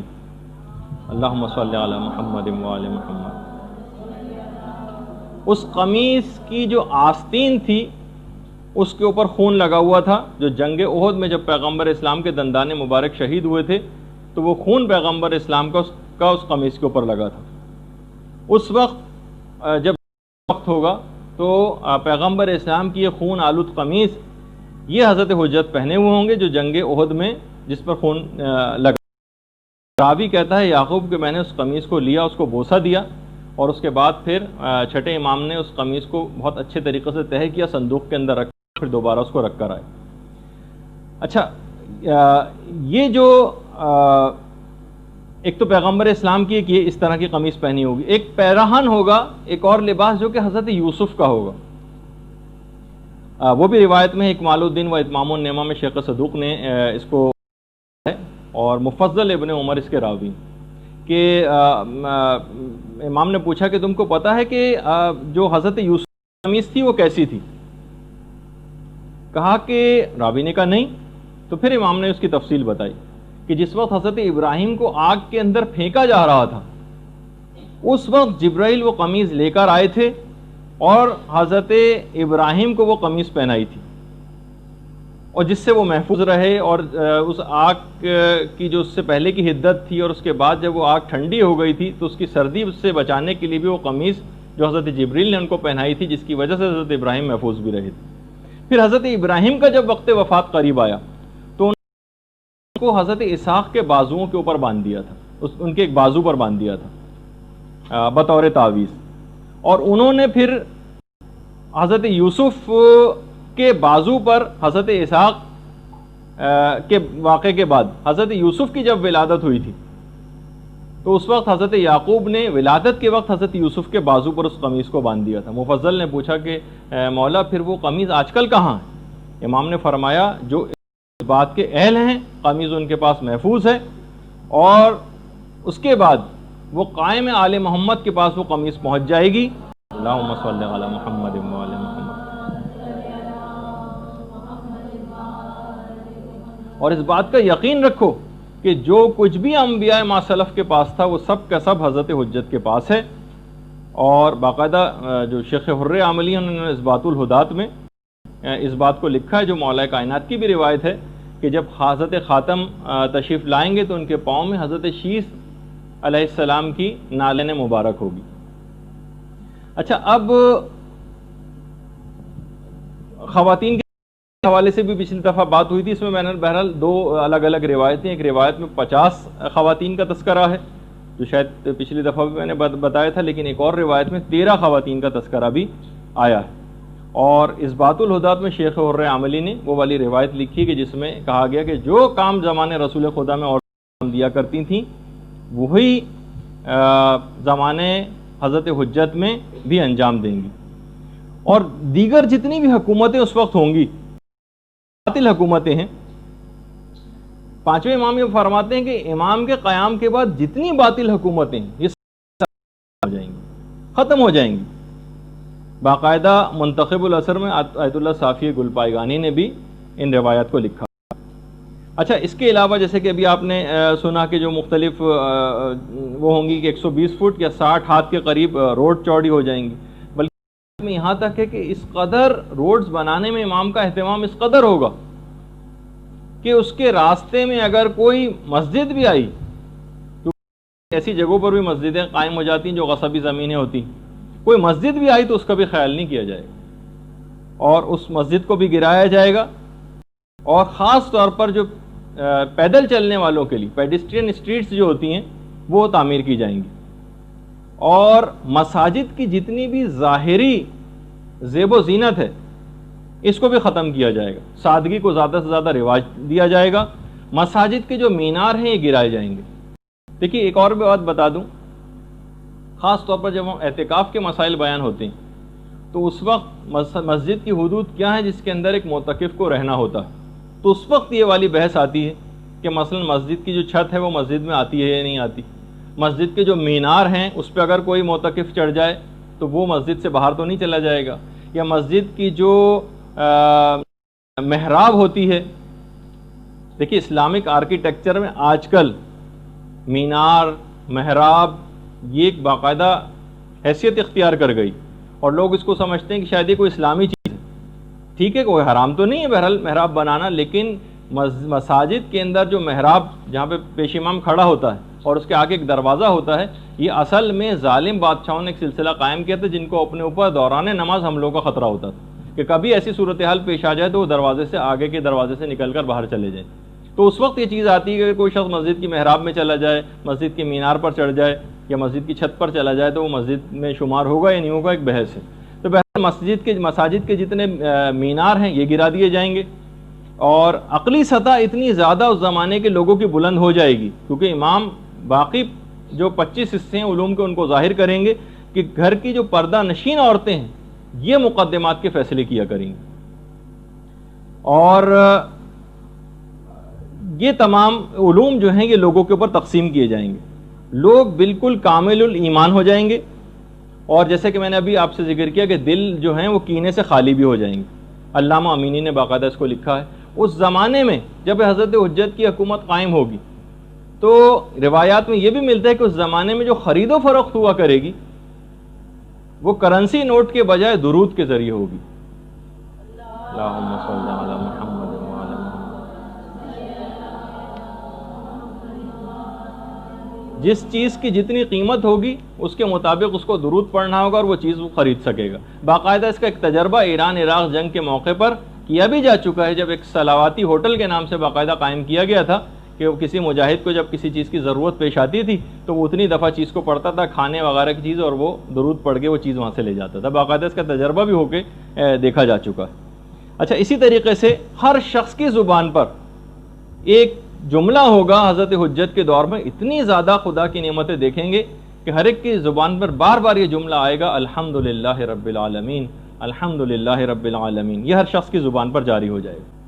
اسی طریقے سے اس زمانے میں جیسے ابھی اس کا ذکر ہوا کہ بیماریاں ختم ہو جائیں گی، جس کی جب بیماریاں ختم ہو جائیں گی تو ہر شخص کی عمر اتنی زیادہ طویل ہو جائے گی، روایات میں کہ ہر شخص اپنی 1,000 کے قریب اولادیں دیکھے گا، 1,000 وہ اپنی اولادیں دیکھ سکے گا، اتنی زیادہ اس زمانے میں، کیونکہ بالکل بیماریاں ہی ختم ہو جائیں گی تو عمریں بہت زیادہ طویل ہو جائیں گی۔ اور جو عقلوں کی جہاں تک بات آئی ہے، یہ بھی روایات کے اندر ہے کہ حضرت حجت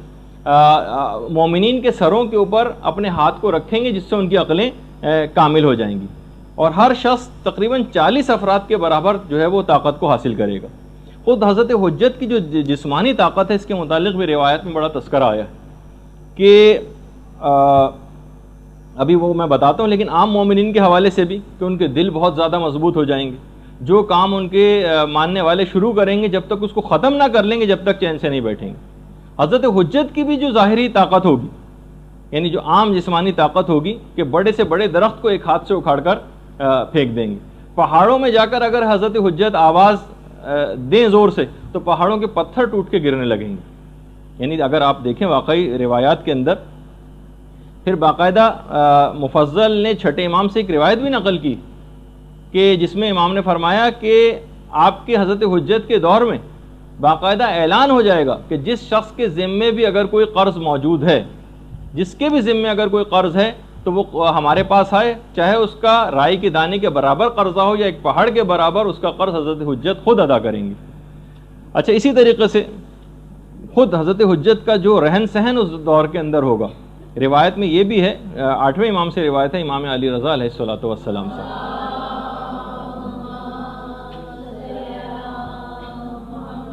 کہ امام کا جو رہن سہن ہوگا یہ انتہائی سادہ ہوگا۔ حضرت حجت، حضرت قائم کا لباس بہت ہی معمولی اور کھردرا ہوگا، اور غذا انتہائی کم قیمت اور سادہ. آیت اللہ صافی گل پائگانی نے منتخب الاثر میں بھی اس کی تفصیل لکھی. اچھا پھر اس کے بعد بہرحال حضرت حجت اس طرح سے زندگی گزاریں گے اور کتنے سال ان کی حکومت رہے گی ہم پچھلی اس میں ایک تفصیل سے ذکر کر چکے ہیں. بہرحال حضرت حجت جس طریقے سے ایک دنیا میں طریقہ کار ہے، دیگر تمام ائمہ بھی اس دنیا سے رخصت ہوتے رہے ہیں، امام زمانہ بھی اس دنیا سے رخصت ہوں گے. اس سلسلے میں روایات دو طرح کی، کچھ روایت میں تو یہ ہے کہ وہ وفات پائیں گے، اور کچھ میں یہ ہے کہ وہ شہید ہوں گے. اچھا البتہ یہ بھی علماء نے لکھا کہ جو شہادت کی روایات ہیں وہ وفات والی روایات سے ذرا برتری رکھتی ہیں، جیسا کہ امام حسن کا بھی جملہ ہے، ہمارے دوسرے امام حسن علیہ الصلوۃ والسلام،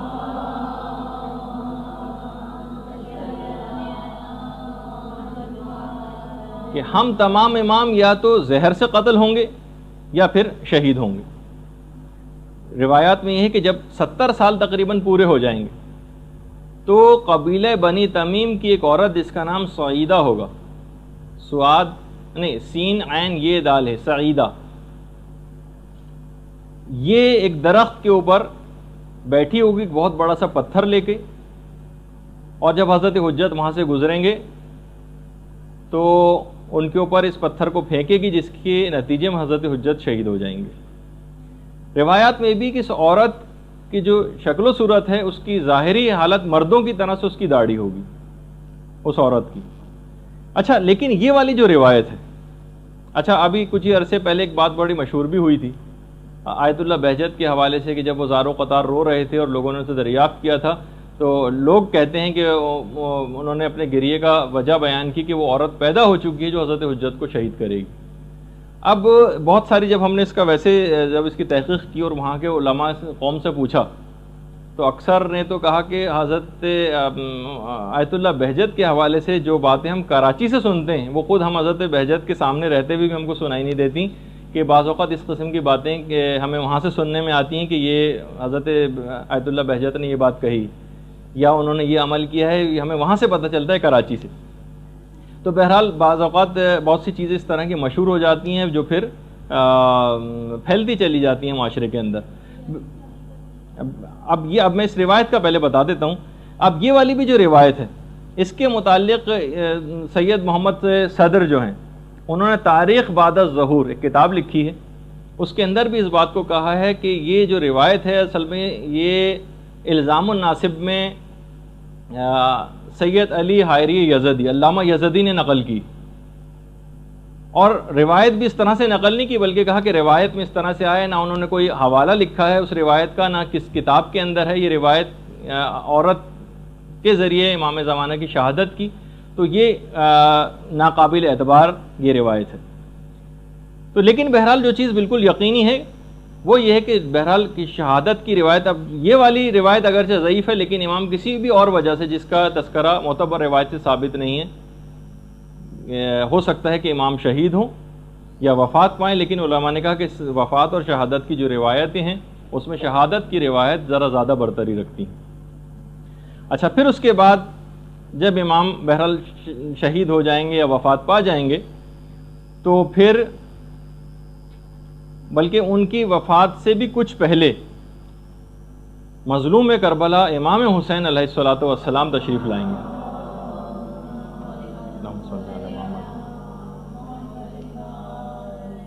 امام کو سوائے امام کے کوئی غسل نہیں دے سکتا. تو روایات میں یہ ہے کہ امام حسین یہ جن کی رجت ہوگی جس کا بھی ہم تذکرہ کرنے والے ہیں، سب سے پہلی رجت امام حسین علیہ السلام کی ہوگی جو تمام شہدائے کربلا اور 70 انبیاء کے ساتھ تشریف لائیں گے دوبارہ. اس وقت حضرت خاتم، حضرت حجت، حضرت قائم اپنی انگوٹھی اور جو تبرکات انبیاء ہیں یہ امام حسین علیہ الصلوۃ والسلام کے سپرد کر دیں گے. پھر اس کے بعد حضرت حجت کی شہادت واقع ہوگی،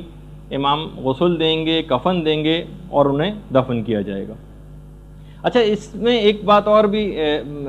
روایات میں آئی ہے کہ جو شیطان والا جو واقعہ ہے کہ کیا شیطان کو امام زمانہ قتل کریں گے، چھٹے امام سے یہ بات پوچھی گئی کہ شیطان نے تو قرآنی آیت بھی ہے کہ قیامت تک کے لیے مہلت مانگی تھی، یعنی اسے وقت معلوم تک کی مہلت دی گئی، تو یہ کہہ دیا جاتا ہے کہ ہاں تجھ کو قیامت تک کی مہلت ہے، سورہ ہجر میں بھی جو کہ پوری آیت ہے۔ تو امام نے فرمایا اس کو حضرت قائم کے قیام تک کی مہلت دی گئی۔ امام کے پاس پھر جب اس کا آخری وقت قریب آ جائے گا شیطان کا، تو امام کے پاس وہ زانوؤں کے بل چلتا ہوا مسجد کوفہ میں شیطان آئے گا، اور اس وقت ایک جملہ کہے گا، ہائے میری بد نصیبی، یہ روایت کا جملہ ہے، اور پھر اس کے بعد امام اس کے پیشانی کے بالوں سے اس کو پکڑ کر اس کی گردن کو کاٹ دیں گے، اور یہی وہ وقت معلوم ہے جس کو شیطان کو جس وقت تک کی مہلت دی گئی۔ تفسیر عیاشی میں بھی پوری یہ روایت ہے، اور تفسیر المیزان میں علامہ محمد حسین طباطبائی نے بھی اس روایت کو لکھا ہے۔ اچھا، کچھ علماء نے کہا کہ جو شیطان کے قتل والی جو روایت ہے، اس سے مراد فزیکلی شیطان کا قتل کرنا مراد نہیں، کچھ علماء نے یہ بات بھی کہی، بلکہ اس کے معنی یہ ہیں کہ ابلیسی مکر و فریب کا جو نظام ہے دنیا سے یہ ختم ہو جائے گا، ابلیسی نظریات بالکل ختم ہو جائیں گے، اور عقل اور ایمان کی حکومت اس دنیا کے اوپر قائم ہو جائے گی۔ اچھا، اب کیونکہ ہم اس موقع پر آ گئے کہ حضرت حجت اس دنیا سے رخصت ہوں گے، اور اس کے بعد پھر ہمارے تیسرے امام جن کی رجت سب سے پہلے ہوگی 70 انبیاء اور شہدائے کربلا کے ساتھ تشریف لائیں گے۔ کچھ لوگوں نے آ کر باقاعدہ مفضل نے آ کر امام سے کہا، شکایت کی کہ کچھ لوگ رجت کے قائل نہیں، ان کے متعلق آپ امام کیا فرماتے ہیں؟ اچھا، ایک بات اور بتا دوں، اب یہ تھوڑے سی فقہی بحث ہے کہ جو رجت کا نظریہ ہے، یہ ایک زمانہ تھا کہ جب یہ نظریہ ضروریات مذہب شیعہ میں سے ہوا کرتا تھا۔ ضروریات مذہب شیعہ ایک باقاعدہ ٹرم ہے، یعنی جس کو اگر انکار کر دیا جائے تو وہ شیعت سے خارج ہو جاتا تھا۔ لیکن موجودہ علماء کا جو نظریہ ہے وہ یہ ہے کہ رجت کے اوپر اعتقاد رکھنا یہ ضروریات مذہب شیعہ میں سے نہیں، یعنی اگر کسی شخص کو اس کے متعلق معلومات ہی نہیں ہے، یا اگر وہ اس طرح کی روایات سنتا بھی، جس میں ابھی آخر ہم آگے چل کر تذکرہ کریں گے بھی اس کا، تو بہرحال اس کی شیعت پہ اس سے کوئی فرق نہیں پڑتا، جب رجت کا موقع آئے گا تو خود ہی دیکھا جائے گا۔ اور ابھی ایسا کوئی نہیں ہے کہ اگر کسی کو اس کا اعتقاد نہ ہو، یا اگر آپ کسی کو یہ بات بیان کریں اسے یقین نہ آئے تو گویا وہ شیعت سے خارج سمجھا جائے، یہ والا ایسا نہیں۔ اور بس ایک جملہ کہوں گا، اب جس کو سمجھ آئے نہیں آئے تو نہیں، وہ یہ ہے کہ ضروریات مذہب شیعہ بھی بعض اوقات یہ جو نظریہ ہے کہ کون سی چیز ضروریات مذہب میں ہے اور کون سی چیز ضروریات مذہب میں نہیں، یہ بھی وقت گزرنے کے ساتھ کچھ مسائل میں تبدیلی ممکن ہے۔ ایک زمانے میں ایک چیز ضروریات مذہب شیعہ میں سے ہو اور کچھ عرصہ گزرنے کے بعد وہ ضروریات میں سے نہ رہے، یہ بہرحال ایک فقہی مسئلہ ہے، جس کو ایک اصولی مسئلہ ہے، جس پہ فی الحال اس پہ بات کرنے کی تو ضرورت نہیں ہے۔ تو مفصل نے آگے کہا کہ مولا کچھ ایسے افراد ہیں کہ جو رجت کے اوپر یقین نہیں رکھتے، تو امام نے کہا کہ کیا ان لوگوں نے ہمارے جد امجد کی وہ اور اہل بیت سے مروی وہ احادیث نہیں سنی جس میں بار بار ائمہ اطہار کی واپسی کی خبر دی گئی؟ کیا انہوں نے قرآن کی وہ آیت نہیں سنی، وَلَا نُذِيقَنَّهُم مِّنَ الْعَذَابِ الْأَدْنَىٰ دُونَ الْعَذَابِ الْأَكْبَرِ، جو باقاعدہ امام نے پھر آیت پڑھی کہ ہم انہیں بڑے عذاب سے پہلے چھوٹے عذاب کا مزہ چکھائیں گے۔ تو کہا کہ بڑا عذاب تو قیامت کا عذاب ہوگا، اور چھوٹا عذاب اس دنیا میں ان ظالموں کے لیے رجت کے زمانے کا عذاب ہے۔ من العذاب الادنی دون العذاب الاکبر، ہم چھوٹے عذاب سے پہلے ان کو بڑے عذاب سے پہلے انہیں چھوٹے عذاب کا مزہ چکھائیں گے۔ تو بڑے عذاب سے مراد قیامت کا عذاب ہے، اور چھوٹے عذاب سے مراد رجت کا عذاب ہے۔ اچھا، اسی طریقے سے امام نے ایک اور بھی دلیل فرمائی، کہا کہ یہ جو جب مولا سے پوچھا گیا کہ مولا یہ جو سورہ تکاثر کے اندر ہے کلا سوف تعلمون ثم کلا سوف تعلمون، تو اس کے متعلق انہیں معلوم چل جائے گا اور انہیں عنقریب معلوم چل جائے گا، اس کے متعلق آپ کیا کہتے ہیں؟ تو امام نے فرمایا کہ اس سے بھی مراد کہ ایک تو عنقریب ان کو رجت میں معلوم چل جائے گا، بہار الانوار کی جو تیسری جلد ہے اس کے اندر یہ روایت ہے، اور دوسرا ان کو قیامت میں معلوم چل جائے گا، کلا سوف تعلمون ان کو پتہ چل جائے گا، ثم کلا سوف تعلمون اور ان کو عنقریب پتہ چل جائے گا۔ تو یہ 2 دفعہ اس کی تکرار کیوں آئی؟ تو امام نے کہا کہ ایک دفعہ ان کو رجب میں پتہ چلے گا اور ایک دفعہ قیامت میں۔ سید مرتضیٰ، شیخ مفید، کتنے ہی ہمارے علماء ایسے گزرے ہیں کہ جنہوں نے باقاعدہ رجب کے موضوع پر تواتر کا دعویٰ کیا اور کہا کہ اس پر اجماع ہے، اور کتنی زیادہ روایات سے اس کی تاکید بھی آئی ہے اس نظریے کی کہ باقاعدہ زیارت جامعہ جو کہ تمام ائمہ کی ایک ہی زیارت پڑھی جاتی ہے، یعنی اگر کوئی زیارت جامعہ پڑھ لے تو سب اماموں کی زیارت گویا اس نے پڑھ لی، اور جس کو علامہ مجلسی نے کہا کہ سب سے صحیح ترین زیارت ہے زیارت جامعہ۔ اس کے اندر بھی ہے مصدق برجعتکم، اے مولا میں آپ کی رجعت کی تصدیق کرتا ہوں، اے ائمہ معصومین میں آپ کی رجعت کی تصدیق کرتا ہوں۔ اسی طریقے سے جو زیارت وارثہ میں جو چھٹے امام سے جو چیز بیان ہوئی ہے، انی بکم مؤمن و بایابکم موقن، میں آپ پر ایمان رکھتا ہوں اور آپ کی واپسی پر بھی ایمان رکھتا ہوں۔ یہ بھی اس بات کی نشاندہی، کبھی آپ ترجمے کے ساتھ پڑھیں زیارت وارثہ، انی بکم مؤمن و بایابکم موقن، میں آپ پر ایمان رکھتا ہوں اور آپ کی واپسی کے اوپر بھی ایمان رکھتا ہوں، اس سے بھی ہے۔ اسی طریقے سے زیارت آل یاسین، جس کی کہا جاتا ہے کہ دیدار امام کے لیے جو سب سے مجرب ترین زیارت ہے وہ زیارت آل یاسین۔ اگر کوئی زیارت کرنا چاہے امام کی اپنی آنکھوں سے تو زیارت آل یاسین پڑھے۔ اس کے اندر بھی ہے وَأَنَّ رَجْعَتِكُمْ حَقٌّ، میں گواہی دیتا ہوں کہ آپ کی رجعت اور واپسی بالکل برحق ہے۔ اچھا، اب ضروری نہیں ہے کہ ہمیں ہر روایت کو، جیسے کہ ہم لوگوں کا ایک مجالس سنتے سنتے اور مناظرے کی گفتگو سنتے سنتے ایک ٹرینڈ ہو گیا ہے کہ ہمیں ہر نظریے کا اس بات مخالف فرقے کی کتابوں سے درکار ہوتا ہے، اگرچہ ان کے ہمارے پاس روایات ہیں کہ ہم ان کی کتابوں سے بھی یہ چیز کیسے ثابت کریں گے، لیکن بہرحال اب یہ اس طرح سے دوسروں کی کتابوں میں کوئی چیز ملے تو ہی آپ اپنے نظریے کو قبول کریں، باقاعدہ جملہ ہے خود امام زمانہ کا۔ ہم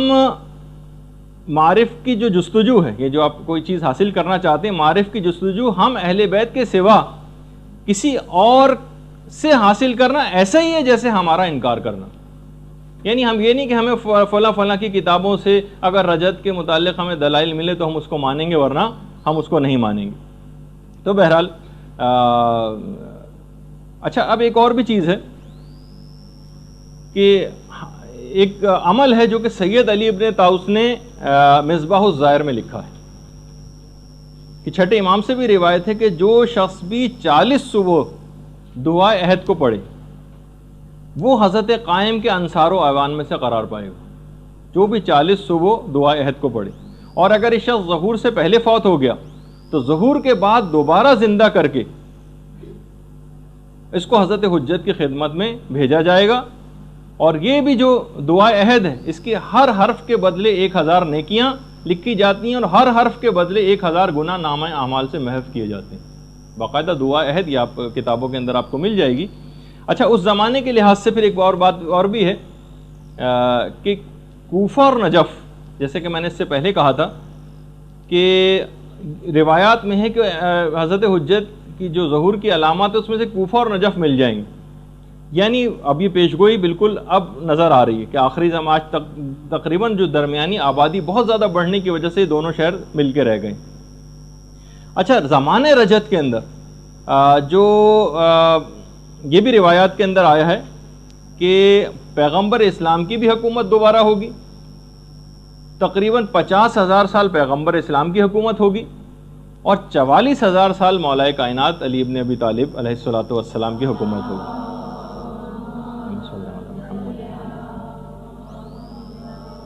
مولا کائنات اور پیغمبر اسلام کی ملاقات نجف میں ہوگی، اور ایک باقاعدہ ایک مسجد بھی تعمیر ہوگی،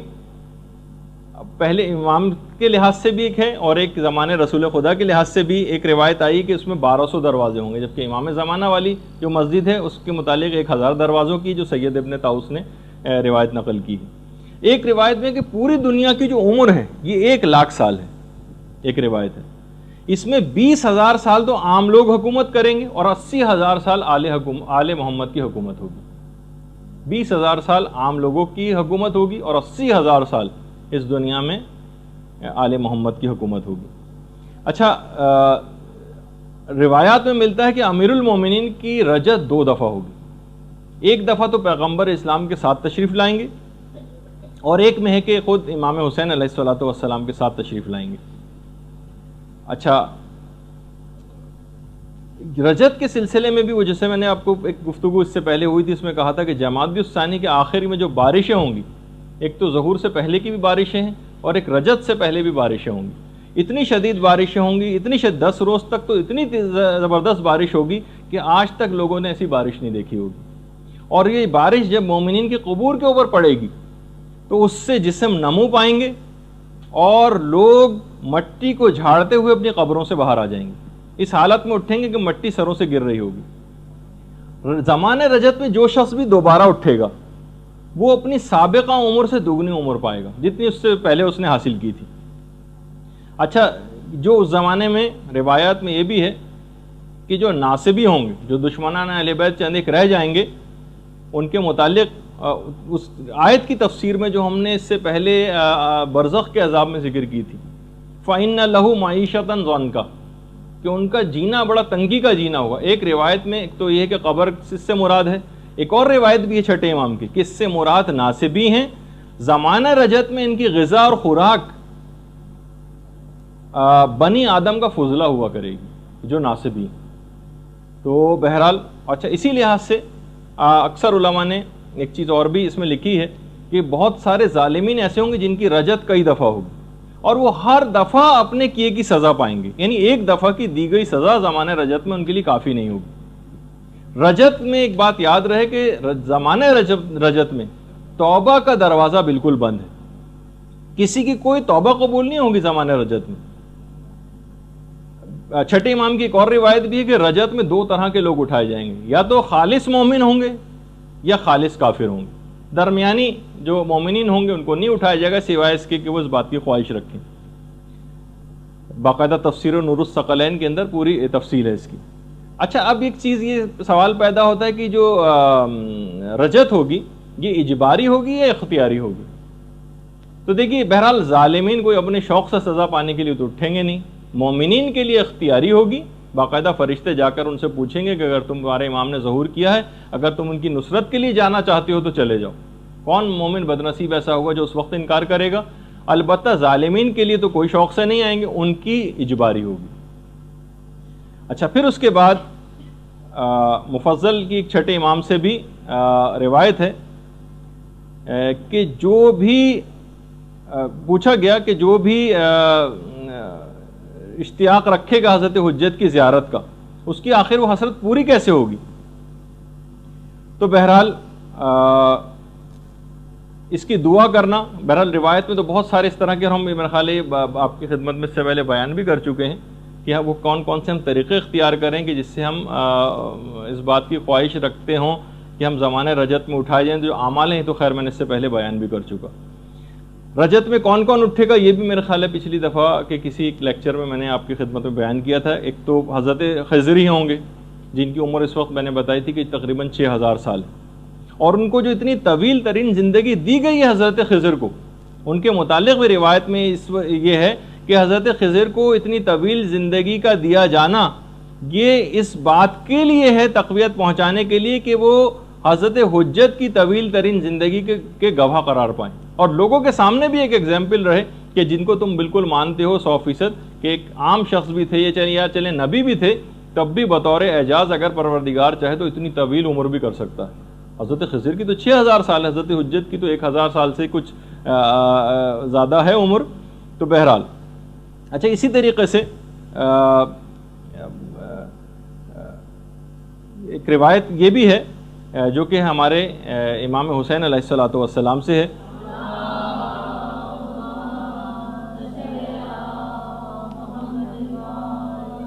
کہ میں وہ پہلا شخص ہوں گا کہ جس کے لیے زمین شگافتہ ہوگی۔ اچھا، اس کے علاوہ سلمان فارسی بھی اٹھائے جائیں گے زمانے رجت میں، ان کا بھی روایت میں تذکر آیا ہے، مقداد کا بھی تذکر آیا ہے،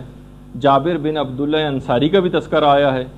حضرت ابو دجانہ انصاری کا بھی تذکر آیا ہے۔ دیکھیے، حضرت ابو دجانہ ان کے متعلق ملتا ہے کہ جنگ احد میں سب لوگ چھوڑ کر چلے گئے تھے پیغمبر اسلام کو سوائے مولا کائنات کے اور ابو دجانہ کے۔ پیغمبر نے کہا تھا ابو دجانہ بیت میں نے تمہاری گردن سے اٹھا لی، تم بھی اگر جانا چاہو تو چلے جاؤ، اور جہاں تک رہی بات علی کی تو وہ تو مجھ سے اور میں ان سے ہوں، لیکن میں تم پر سے اپنی بیت کو اٹھاتا ہوں۔ ابو دجانہ نے کہا یا رسول اللہ ایسا ہرگز نہیں ہوگا، کیا آپ چاہتے ہیں کہ میں آپ کی بیت کو چھوڑ کر اور اپنی زوجہ اور اپنی اولاد کے پاس چلا جاؤں جو خود ایک دن مرنے والے ہیں؟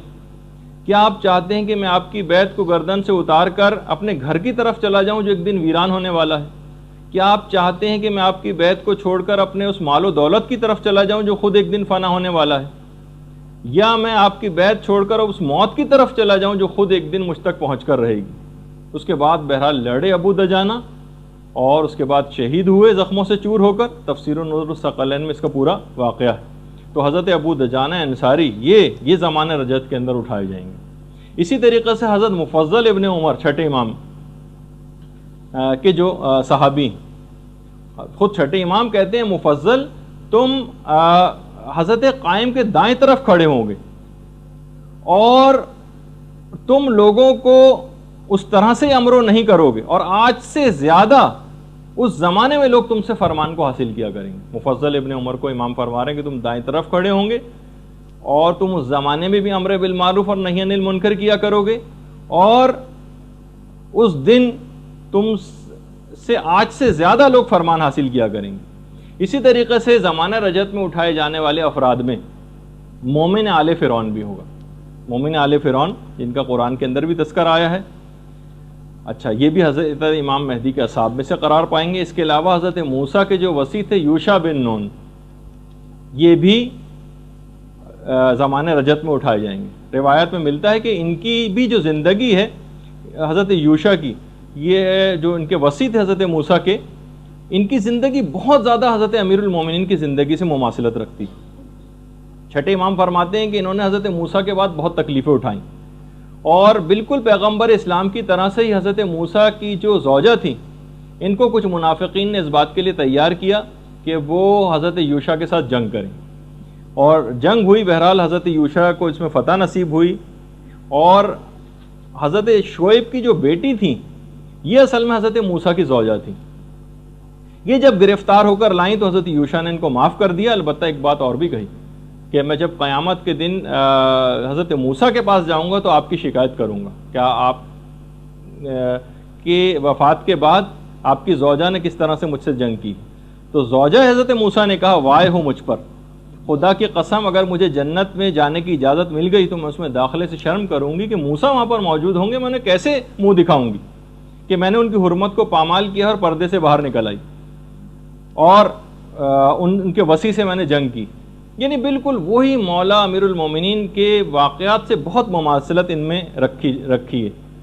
البتہ علماء نے کہا ایک فرق ہے کہ مولا کے زمانے میں جو خاتون تھیں وہ آخری وقت تک یہی تصور کرتی رہیں کہ انہوں نے قرآن کے حکم وقرنا فی بیوتکن کے قرآنی حکم کی مخالفت نہیں کی۔ اے نبی کی بیویوں گھروں میں رہو، انہوں نے تو کہا میں نے پردے کو پامال کیا اور گھر سے باہر نکل آئے، ان کے وصی سے جنگ کی، لیکن وہ خاتون بہرحال آخر وقت تک یہی کہتی رہیں کہ میں نے کوئی غلطی نہیں کی۔ اچھا اسی طریقے سے اصحاب کہف کے متعلق ہے، یوشع بن نون بھی آئیں گے اور اصحاب کہف یہ بھی آئیں گے۔ اصحاب کہف کے تو متعلق ہے کہ سب سے پہلے دن جب خانہ کعبہ میں لوگ جمع ہوں گے سب سے پہلے اصحاب کہف پہنچیں گے پہلے ہی دن، اور یہ ان 313 افراد کے اندر شامل ہوں گے۔ ایک بات اور بھی کہے بغیر نہ رہ جائے اس میں کہ اکثر لوگوں کے ایک زمانہ تھا جب ہم یہ اس پہ گفتگو کر رہے تھے برزخ کے حالات پر اور جسم مثالی پر گفتگو ہوئی تھی،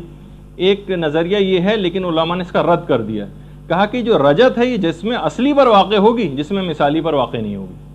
اس میں جسم مثالی نہیں ہوگا، جسم اصلی اٹھایا جائے گا رجت کے اندر۔ اور پھر اب اتنا وقت پھر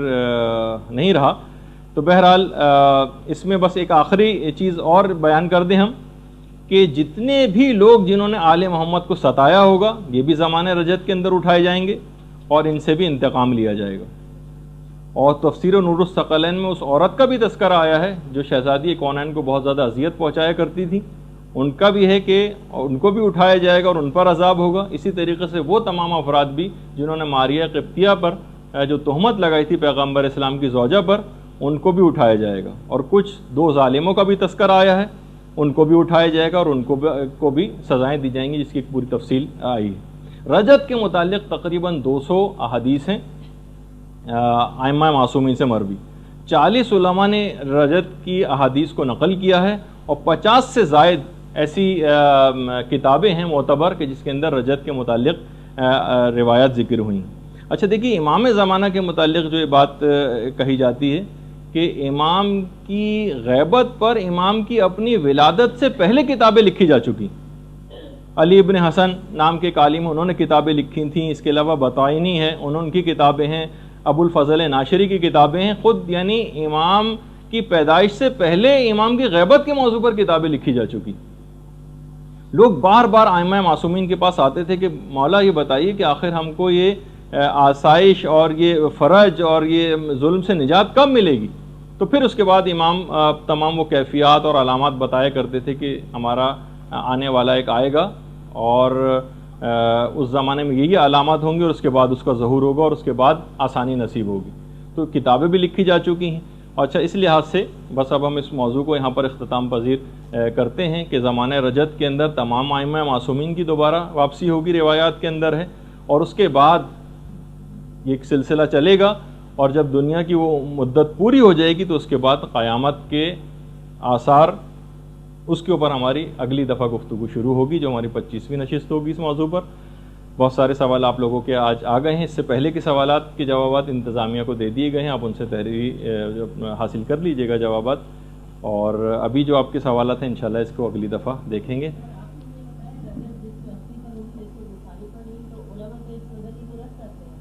نہیں، وہ کہتے ہیں کہ جس میں مثالی نہیں ہوگا، جس میں اصلی کے اوپر ہی رجت ہوگی۔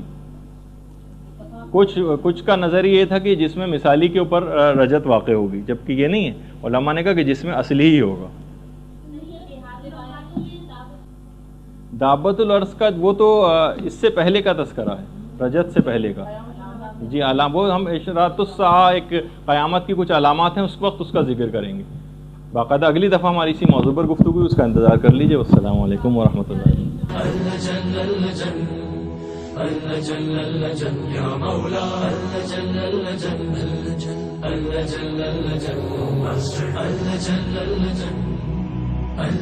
يا صاحب السماء